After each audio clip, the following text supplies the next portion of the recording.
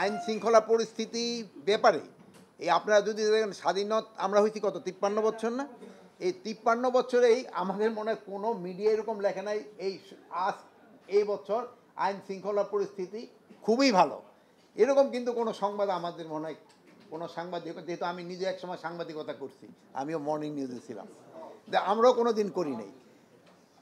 কিন্তু এখনও যে পরিস্থিতি আগের মতোই অবস্থা, আমি বলবো আইন শৃঙ্খলা পরিস্থিতি স্যাটিসফ্যাক্টরি, বাট এটা উন্নতি করার অবকাশ রয়ে গেছে।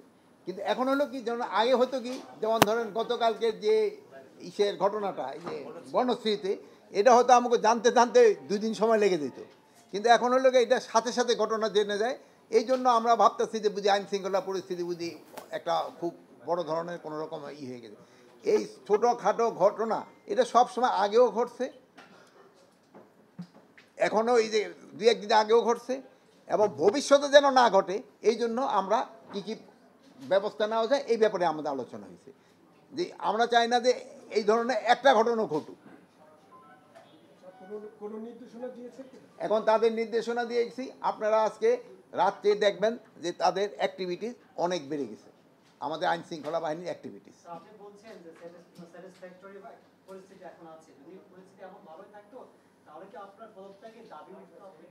এখন আর কি পদত্যাগের দাবি আমার হয়, আপনি তো মাত্র কইছেন পদত্যাগ, আমার তো পশ্চিমলিগা হয়েছে, আমার দাফনও তো হয়ে গেছে, আমার কি এই পদত্যাগটা তো কম হয়েছে, আমার তো এই জানাজাও হয়ে গেছে। এই স্বরাষ্ট্র মন্ত্রণালয়ে চাকরি করার পরে হলো কি জীবিত থাকা অবস্থায় জানাজার সব পেয়েছি।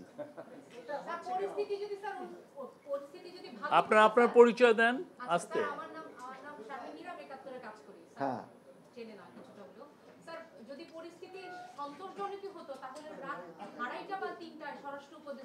শোনা, এই জন্য বললাম যে আগের সিস্টেমে হলে রাত 2:30টায় আপনাকে কিন্তু কাউরে খুঁজেও পেতাম না, কিন্তু আমি যে সময় আধা ঘন্টা আগে আপনাকে বলছি, আপনারা কিন্তু সবাই যে হাজির হয়েছেন, যেহেতু আমরা জানি দিন এবং রাত আপনারা কাজ করে যাচ্ছেন।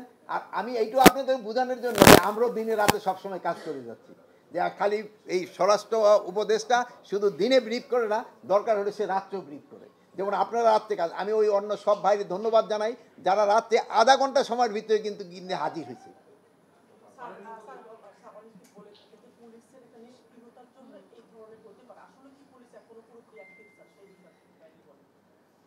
এখন হলো পুলিশ আমি যে অবস্থা পেয়েছিলাম ওই অবস্থা থেকে কি আরও ভালো হয়েছে না? কিন্তু হ্যাঁ, তাদের আরও আরও বাড়ানোর স্কোপ আছে, এবং এরা চেষ্টা করতেছে, এবং তাদের কমান্ডারও চেষ্টা করতেছে, এবং এটা আস্তে আস্তে আরও ভালোর দিকে যাবে।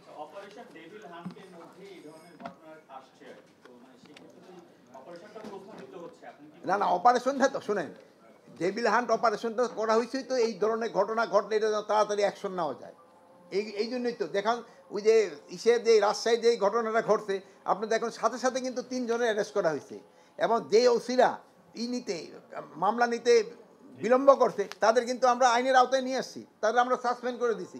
অন্য সময় হলে কিন্তু এত তাড়াতাড়ি হতো না। আপনারা এইটাও দেখেন, আমরা কিন্তু অনেক সিনিয়র পুলিশ অফিসারকেও কিন্তু আমরা ক্লোজ করে নিয়েছি আপনাদের রিপোর্টের উপর বেস করে। আপনারা এই যুগান্তরের একটা রিপোর্টের উপর আমরা বেস করে কিন্তু আমরা পুলিশ এসপিদেরও আমরা ক্লোজ করে নিয়ে আসছি। আপনাদের অনুসন্ধানী সাংবাদিকতা আপনারা চালায় যান, আমরা খুব খুশি হব।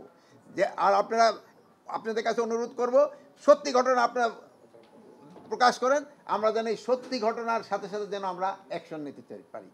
সত্যি ঘটনাগুলি যেমন আপনারা এই সময় এই বিদেশি মিডিয়া যে সময় আমাদের সম্বন্ধে অপপ্রচার চালাইছিল, আপনারা কিন্তু সেই সময় সত্যি ঘটনা প্রকাশ করেছেন, এবং এতে কিন্তু আমাদের উপকার হয়েছে, দেশবাসী উপকৃত হয়েছে।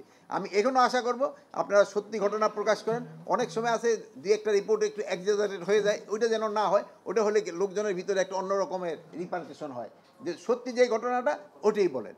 যেমন ধরুন আগের দিনে কি হতো, আমরা যে হারে দৌড়ে যেতাম একজনের কোনো কিছু হলে, এখন কিন্তু দৌড়ে নেয় যে ছবি উঠানো থাকে, কিন্তু ওই আগের দিন হলে কি দৌড়ে গিয়ে ওই লোকটা কিন্তু ধরে ফেলতো, হয়তো না? আগে কি করতো, ছবি উঠাতেছে। এখন হলো আমরাও কিন্তু একটু মানুষের মন মানসিকতা কিন্তু একটু চেঞ্জ হয়েছে। আপনারও একজন আরেকজনের বিপদে কিন্তু আগে আসতে হবে, নিজের অন্যের বিপদে কিন্তু আগে আসতে হবে। এইটাও আপনার জনগণের ভিতরে এই সচেতনতা বাড়াইতে হবে।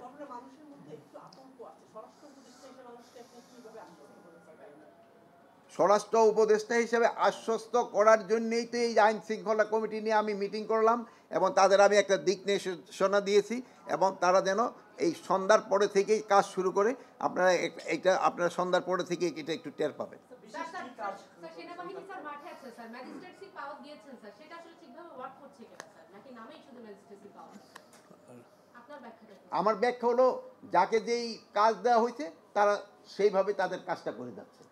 তো ভালো থাকেন, দোয়া করেন। আপনি কিছু বলবেন? এখন এই যে ভাই কিছুটা বলবো। না, এই ভাই এখনো বলবে। এই না এই ভাই বলবে এখন। আমার আবার ওখানে একটু মিটিংয়ে নিয়ে আসবে। এই কক্সবাজার আপনি